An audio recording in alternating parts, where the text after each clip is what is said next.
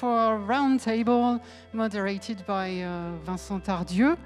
We'll call on scene Mr. Thierry PERROTIN, your Vice President Marketing Americas for DeLaval, Gaëtan SEVERAC, Naïo Technologies CTO, Loïc Hafner from Dijon Céréales, oh yes, just in front of me, thank you. And last but not least, Sylvia DURAND, your milking cows breeder. So I have to warn you that it's going to be a little bit... Is again introduce themselves briefly because we just named them, but we didn't really talk more about who they are, what they represent. And so we're just going to maybe slightly change the theme of the conference and the roundtable because of what happened. Sylvia, again, is a milking cow breeder in the Tarn region. She has 95 Holstein and Montbéliard breed. She has 2 robots for milking those cows from DeLaval. Thomas, you just listened to a minute ago, so no need for further introduce. At John Deere and also representing the Innovation Center from his group. Thierry PERROTIN is also a representative from DeLaval in the United States, has worked in that group since 1995, worked in different places, always on robots for milking cows. One of the avenues for research and development of that group is number 1 or number 2 after Lily, according to the group where they operate. Gaëtan SEVERAC, co-founder and general director of Naïo Technologies in Toulouse, from Toulouse. So you know one of their main robots, their highlight, has been on the market since 2013. So they started being a startup to being a smaller company with 40 employees. And finally, Loïc Hafner, who decided to stand in for Leo STEENPOORTE. Leo STEENPOORTE was supposed to come from the Netherlands, but unfortunately he has to be excused because of illness. He works in a cooperative named Dijon Cereal in Dijon, in the Burgundy region, and so he stands in for Mr. STEENPOORTE, mostly a representative of a cooperative with 1,300 subscribers. Now, the first question I'm going to put to you, ladies and gentlemen, from what we heard, it seems that the question of high-tech for agriculture is not a given for many farmers. There's a social crisis, a strong economic crisis, and of course a number of farmers are concerned by this crisis. As a reminder, I would like to cite a figure which was given by the trade unions of farmers, and this figure is quite telling. Just let me find that figure that I want to cite in my notes. But actually, there were 2 figures that I wanted to cite, and I'm sure I'm going to find them at some point in my notes here. Please bear with. So this was the debt level for farmers. So the average debt level is 193,000 euros per farm, 1,903,000 euros. So of course there are differences between the different types of farms, whether those are milking cows or pigs or vineyards. So it's close to 200,000 euros, and 200,000 euros is the average for those farmers, and this is medium and long-term debts. So this was the first figure that I wanted to quote for you. The second figure, again, which is quite telling, is the revenues. The revenues, on average, farmers earn a little more than the minimum wage. The minimum wage being about 1,200 euros in France. So we are discussing between 1,200 or 1,300 on average. Of course, you need to take into account the real estate and the other assets, but it's really for you to contemplate and understand what on average those people earn. And you know what, 1/3 of the farmers only earn something like 300 or 400 euros net. So for you to better understand the deep crisis, and of course we need to find solutions. This is very topical. Yesterday we discussed about chemical solutions, chemical entrants. Yesterday and the day before we also discussed biotech and genetic solutions. Now, today we are discussing robotics, technology, and every time and time again, we hear the same debate about acceptance and also how we support the farmers. On a daily basis, in the last 10 years, those farmers are submitted to or are proposed a number of offers, be those technology, chemicals, different types of contraptions and devices. Again, I'm a journalist. I'm sorry, I didn't introduce myself. I'm a journalist specialized in science, and I conducted an inquest, or rather, and I conducted a study on the different stakeholders in the agriculture and the agricultural environment, what were the techniques, what were the benefits and drawbacks, and also the hurdles as experienced by the farmers in line with what we are discussing. And basically, the main underlying question here is how those farmers are being supported or not supported. And I would like to ask one of the people here this gentleman is working in a regional pool around expertise and technology, and I would like to hear his input on how we take that on board, how we take into account those fears in the view of those techniques. Yes, I work for Agri-Innovation. We are a partner of FIRA, and it's true that your question is certainly very topical, but it's very hard to answer in only a couple of minutes. Now, we have, I think, the beginning of the answer. So we are a competitiveness pool. So we work on the questions of innovation for the food industry and also the agriculture. What we try to do is get everybody to work together by getting people to talk together, to discuss a number of topics and avoid also a number of controversies. And beyond what we heard this afternoon, there's also a question of access to market, accessibility, affordability, and social acceptance of innovation. And it's true that those are also trends, structuring trends of the different markets and the different innovations that are out there on the market. So again, I can't really dwell too much. This is a very topical question which would require more than 2 minutes. And again, what we propose as a starter is to try and bring together people from all representatives of all stakeholders, scientists, representatives, elected representatives, farmers, and you name them, so that everybody can be part of that debate. Thank you, Pierre. Gaëtan, SEVERAC, I introduce you shortly. You are one of the founders of Naïo technology. So when it started, it was an industrial challenge, which was pretty bold, I would say. Basically, you marketed a robot, which was not necessarily a completely finalized robot. And indeed, you, amongst the feedback that you received in the early days that there were a number of bugs, a number of things that needed to be fixed. But that was your challenge, to really market as quickly as possible that type of robot. Now, again, we're discussing 2013, so that was 5 years ago.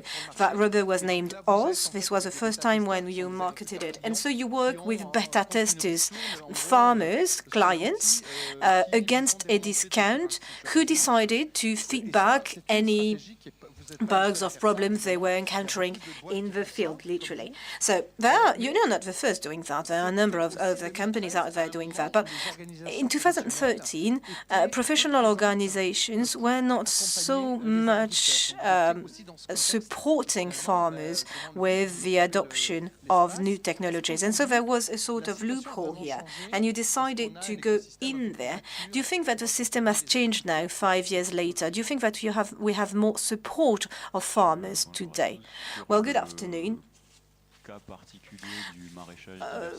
On diversified farming around bigger cities, I wouldn't say that this is really the case. There are a number of people that do not benefit for a sufficient level of support. On the other hand, there are also structures and federations that do help farmers.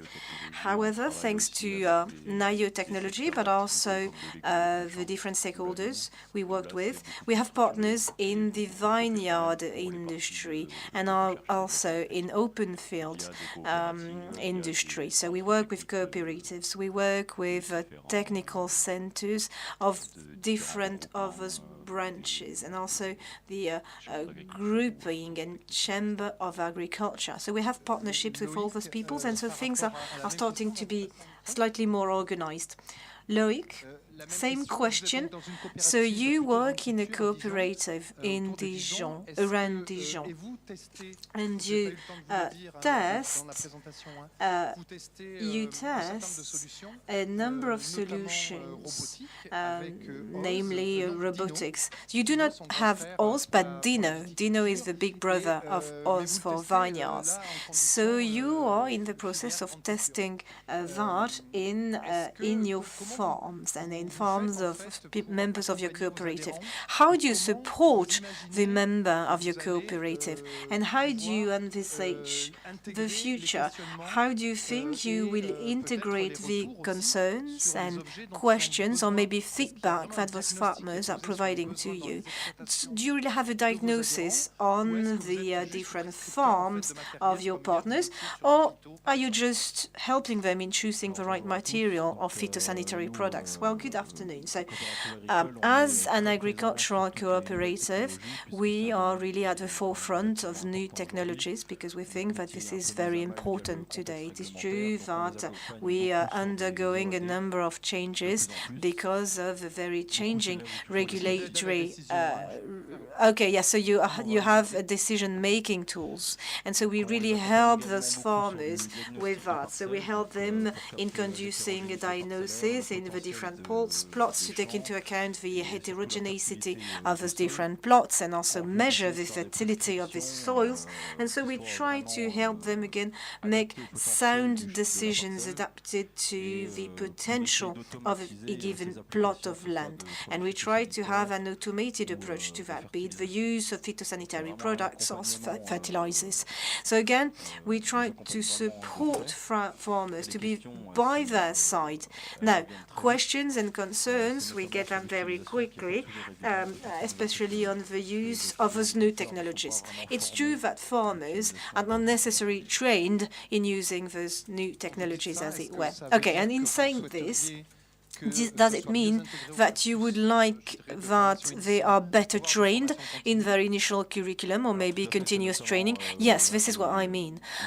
Those are one of the reasons why we decided to adopt Dino. We thought that it was a good way to showcase those new technologies, and so we go on a regular basis in schools, be they universities or higher education, shorter higher education, and so we promote these new technologies. We demonstrate what we do, and we hope to motivate them so that those people who tomorrow will be farmers, and we hope that we will also become partners to our cooperative. And amongst your subscribers, so do you start from the needs, or in terms of development strategy, are you pushing such and such product or device and see how this meets the needs? So In other words, do you start with the need or do you try and elicit that need? So you start with the needs, and so you have a technology facing that need, or do you go about this the other way around? How do you work? How do you work with that question? Well, that's interesting as a question. We do not necessarily start with new technologies. What we try to do is have those farms, we want them to be viable tomorrow and sustainable. So this may go through new technologies, and so we try to have them better use their inputs. There's also another generation of farmers, and what we should propose is not necessarily new technologies, but altogether a different type of crop or a different type of using their lands. Now, Sylvia, I would like to hear from you how you transitioned to this milking robot. Did you decide on yourself, or did you have a period of time, and if so, how long it took, of consultation? Maybe going, visiting the different manufacturers, maybe going, learning about the different products out there. Did you have, were you able to test those milking robots? How did it work? Tell us more. Well, again, good afternoon. I would like to thank the organizers of that Congress of FIRA for their kind invitation. And I'm going to tell you in a couple of words the background story about our milking robots. So we were facing a war. That was back in 2016. There were 3 associates on that farm. My father-in-law was reaching the age of retirement. Then another associate, my father's aunt, and she will retire in 20 days. And we wanted to keep that family farm with my father. With my husband. So 95 cows, about 1.5 million of milk. And so we thought that either we had to hire an employee or go to robotization. And so we went through a diagnosis with the help of the management center and with the help of our bank. And so at the end of the day, to cut a long story short, we decided for robotization. And again, when you just say that you're looking for a robot, you get all the salespeople on your doorstep, and they all want to sell you their machine. So we had DeLaval, and you have all the salespeople, you name them. So the people, for the salesperson from DeLaval are the one also providing us with our tractor. So we didn't hesitate for too long a time. Also, it was very fortunate that we have the technician for the robot who lives 5 kilometers away from the farm. And we did take that into account as well, because the robot, well, they work well, very well, provided they work. But then when they become faulty and the technician lives very far away, then the cow have to wait, and it can be very deleterious for the farm. A robot is not going to replace my husband, it's not going to replace me. However, we need to be there. We need to control and monitor, and of course, it alleviates our burden. But it's tedious. We do not have to milk them manually. However, we have to be here to control all the IT side of things. Okay, we shall pick up on that later. The question of after sales. But how did you decide? How did you decide that you wanted to robotize? Were you trained? Did you go on a training program? No, not at all. When we decided to go with DeLaval robots, I just went online. I watched the tutorials, and I got familiar with the robot thanks to what I found on YouTube. And this is how I learned how to use them.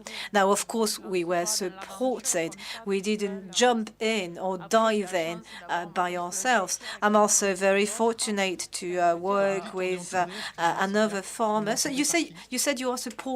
By whom are you supported? Well, we are supported, I would say, by the salesperson to begin with. The salesperson took us on other farms so that we could see the robot in action. You know that there are farms in our region who have gone through that robot since, I think, 12 or 13 years. The first DeLaval robots in the region around me were fitted, I think, 12 years ago, and they still work, they still operate, and they're quite sturdy and they're quite reliable. And they will continue and work because the farm I'm talking about, the one who has been robotized for 12 years, their son is going to take over. So they're going to continue and use those robots. Now, again, support, salesperson, but also a specialized member of staff from DeLaval who is very trained on our breed. Okay, so if I hear you well, the advice that you got and the follow-up was provided by the manufacturer. Yes, that's right. That's right. So you didn't receive any support or feedback from a third party, an independent third party? No, not at all. Right. I think that's a real question, maybe a real problem as well. And I would like to include Thomas in the presentation. You answered two things to my questions, very pragmatic. You said, well, the question of advice is key. Now, if the product is not up there in terms of reliability, quality, then the farmer will not adopt the product. This was the first thing you said.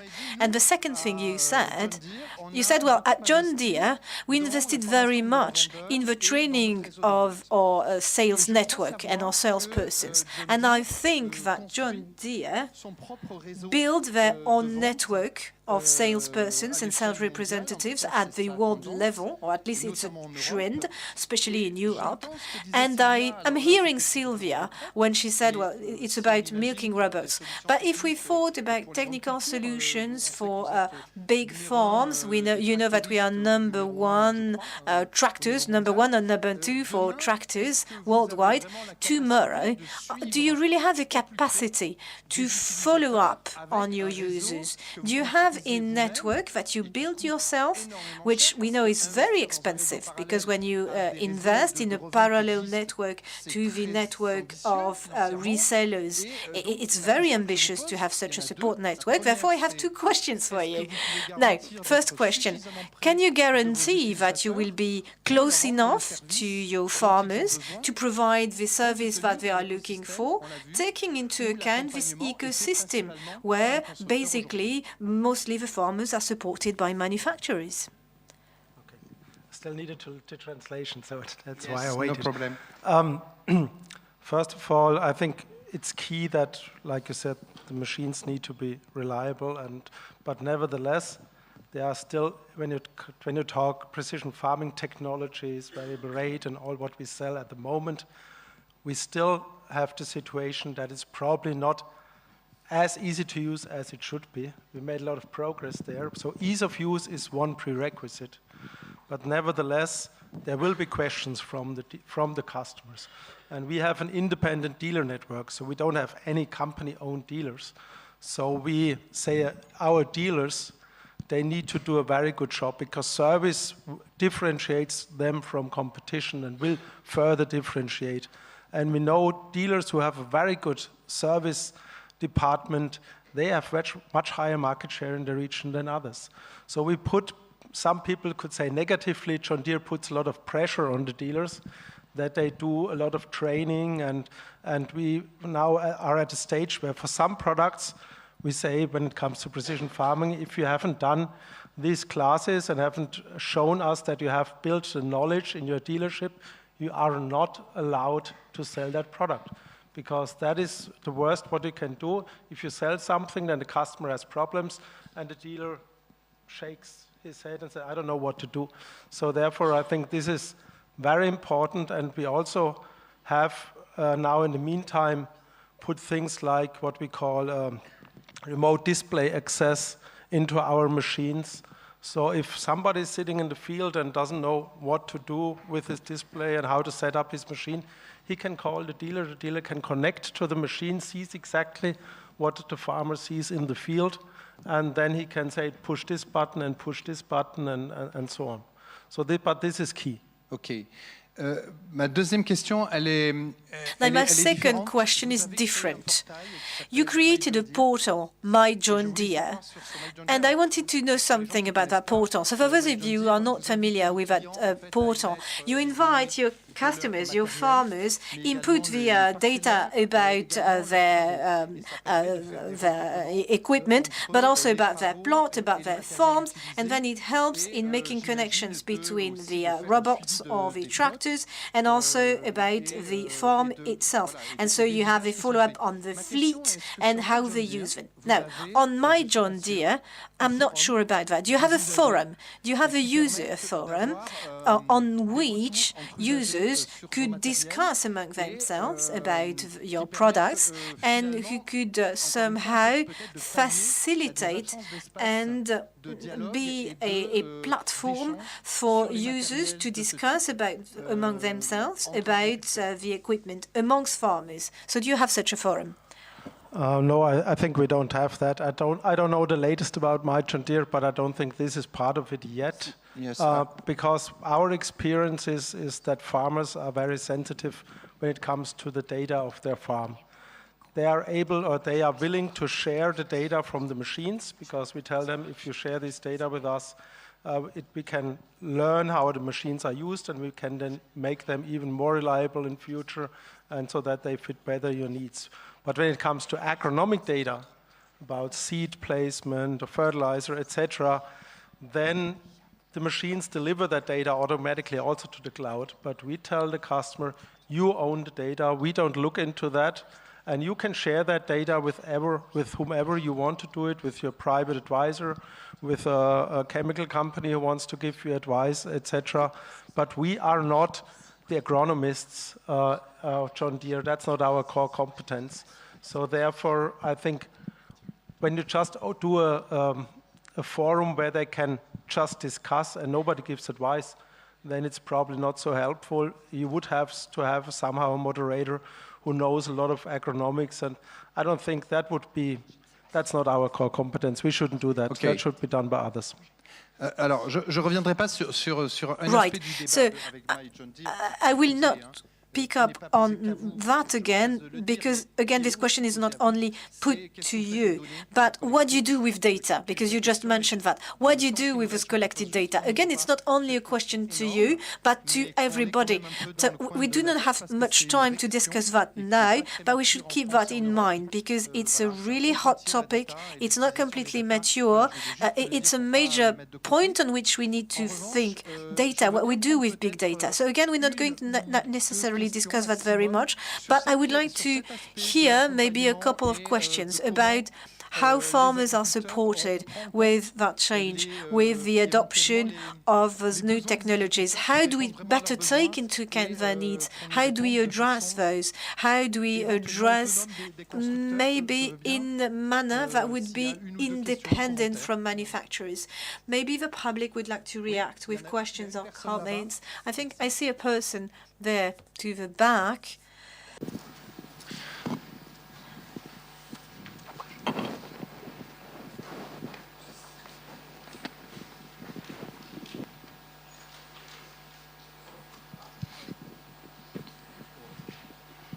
Oui, on vous entend.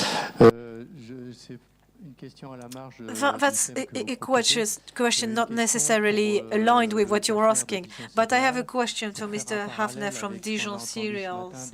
I would like to draw a parallel with what the gentleman from the United States said this morning. At Dijon Cereal, do you work with AgroSud Dijon, that lab, which works very much on robotics? So are they partners to you? No, we do not work directly with them, but we follow up closely on their work. We do not have a real strong partnership on any question currently.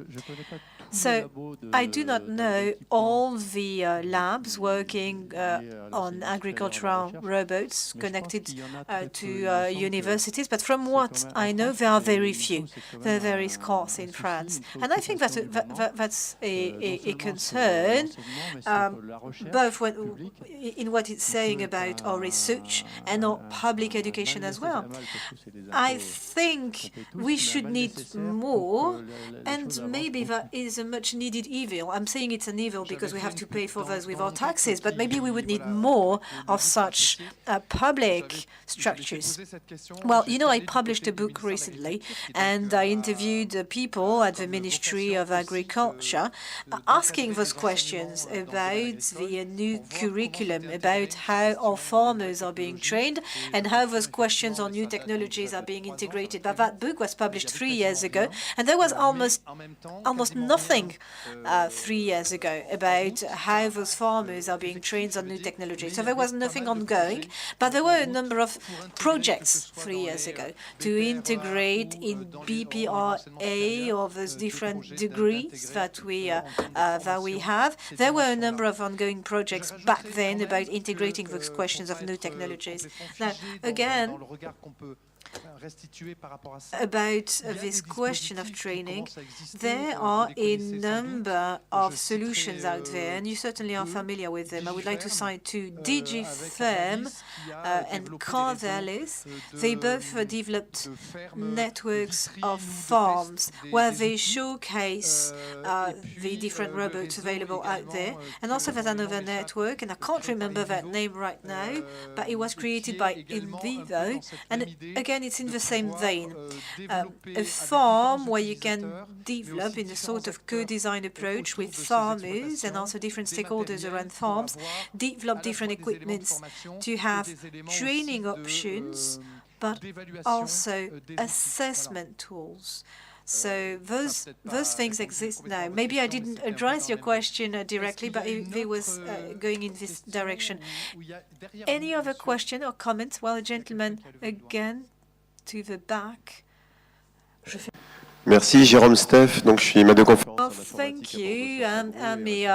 I'm a teacher in Bordeaux, and I'm also a member of a platform in favor of innovation around vineyards and viticulture. Now, I would like to pick up on the question of ownership and ownership by farmers. And that's a real question. There are a number of prescribers around the industry, around agriculture. And I wanted to discuss a little bit more about consultancy. We have a number of feedback from consultants, and we have a number of consultants who by far are not against new technologies, but they say, well, there are so many new technologies out there that I don't know what I can advocate, what I can advise. And others also are quite against those robots because they think that they're going to replace them.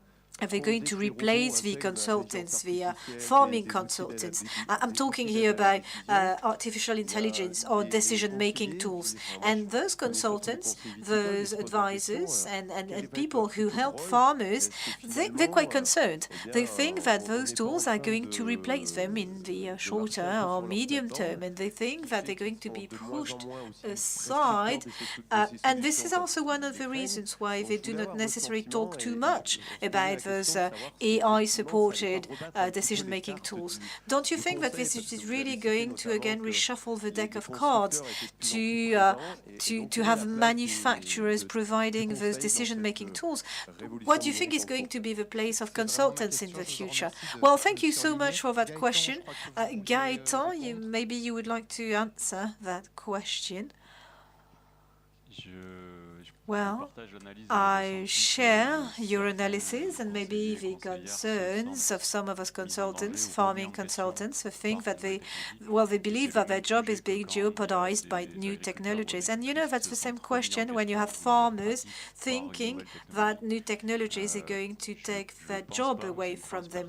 This is not what I think. This is my personal belief. I think you can't go against the general movement of society, of mankind.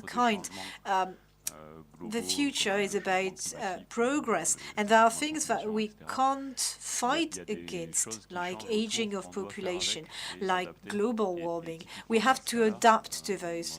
And my analysis would be the following. I think that consultants and the job of consultants will change. I don't think that it will disappear, but it will change eventually. And again, I'm not saying that the majority of consultants think, well, I'm not going to advocate for the softwares, I'm not going to talk talk about those AI-supported data analysis. I don't think that's the way forward. I don't think that's the right attitude. But on the other hand, you need to think, well, how is my job going to evolve? How can I better support my farmers, my clients? How can I be a better consultant for my farmers thanks to this new data? And then that's a better attitude. I know it's easy to say when you're sitting in an armchair with a microphone in hand. Maybe it's more difficult when you are a consultant in the field. But again, I think it's aligned with the topic of the roundtable. That's a real challenge for us manufacturers, for the end user. We need to be there to support them. We're all human. We're afraid of change. It's difficult to change, and it's one of the most difficult things that a human being has to contend with. Thierry PERROTIN from DeLaval, maybe you'd like to react? Well, that's a very good question indeed. And this is definitely something that we're trying to support. There has been a lot of headways made in the last decade. It's true that more and more people are involved in the in consultancy work, in being a consultant to farmers. 15 years ago, well, at the speed at which technologies are evolving at DeLaval, but also competitors, every year we have a new robot being marketed, a new software version. So at that rate, it's impossible to keep updated, to keep up to date, to keep on top of those things. And also regulations are changing. Also the FDA, the Food and Drug Administration, the inspectors can't even keep pace because the robots they have to audit are not the one on which they have been trained 1 year back. So again, for prescribers or consultants, I think those are opportunities for them to diversify. The industry is more and more complex because of sensors, and I think that artificial intelligence is going to open more avenues. And I think it's just an opportunity that's out there to grab. It's up for grabs to redefine your job and to be different. It's not for everybody, but I think we should help people. We need to streamline and simplify those techniques, and I think this is an added value that you can bring to your farmers. Well, when we prepared for the roundtable, you said that the milking robots, you said, well, let's face it, it's not for everybody. So who shouldn't have a milking robot? Well, that's very good. Well, indeed, it's not for everybody, and this is also because, well, you know, it's been around for 20 years. Those milking robots, and you know, you have the early adopters, you have the pioneers, and the others. You know, I think it's not for those who would like to get rid of milking their cows. You know, milking robots is for those people who love their cows, because it's just, it redefines the relation that you have with your cows. And most of the time, we're very successful with those farmers that are really keen on the well-being of their animals and also, of course, the profitability of their farms. I would also like to provide you with a couple of figures from an institute dating back 2015, the French Institute on Farming.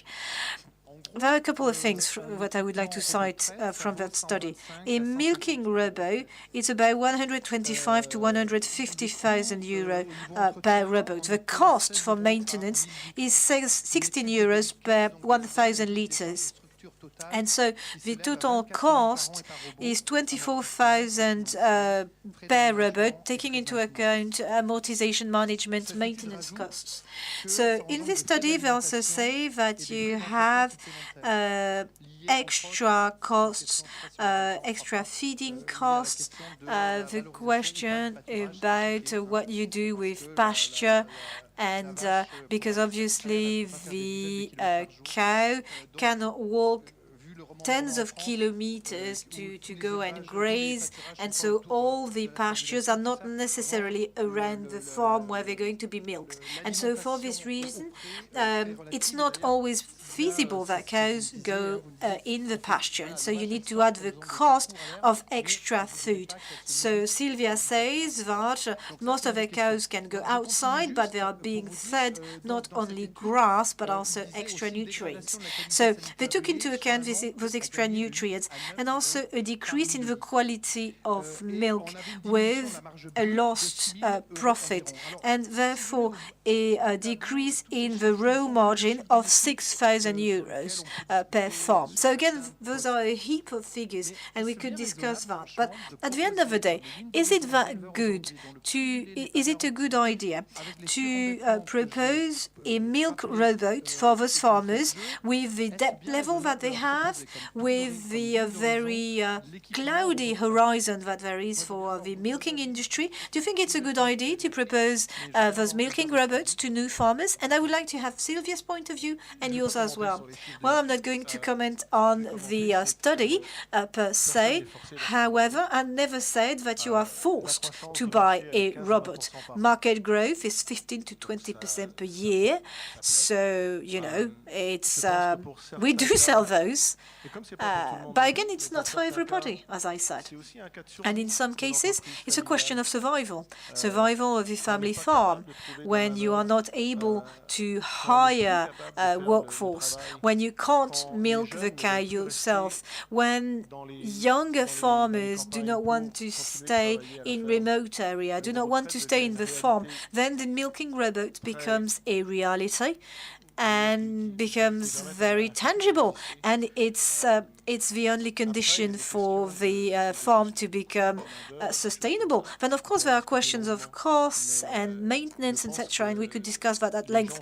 But I think that people make the math, they do the math, they invest in the robot, and when they invest in the robot, it's not necessarily to save, but really to have a different workload and strike the right balance, maybe make compromises, and so that the farm continues and maybe help still be there a few years later. De vous, en fait. Sylvia, could you tell us about your case? Well, for me, it was a matter of survival for my farm, because neither my husband nor myself can have a salaried person. We have to say this. Not everybody can hire someone that they pay. And we didn't want to have a salaried person. When you say that there is a loss of quality in milk, I gained in quality. The quality of my milk is better, but also my animals are better, quieter, nicer. I adore my cows. I love them as much as I love my daughters. It's a total gain all over. With the milking robot, I do not understand this study that you quoted. No, it's not at all the results I have. We are absolutely delighted with our robots. They work very well. The only thing,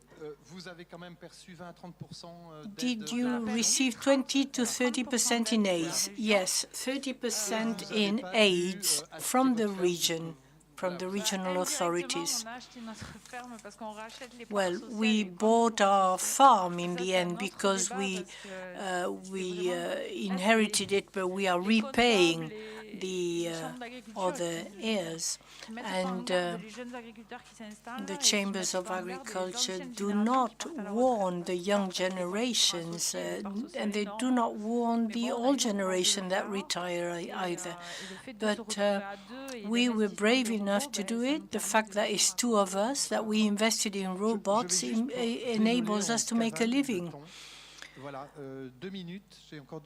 2 minutes left. Gaëtan, just one last question.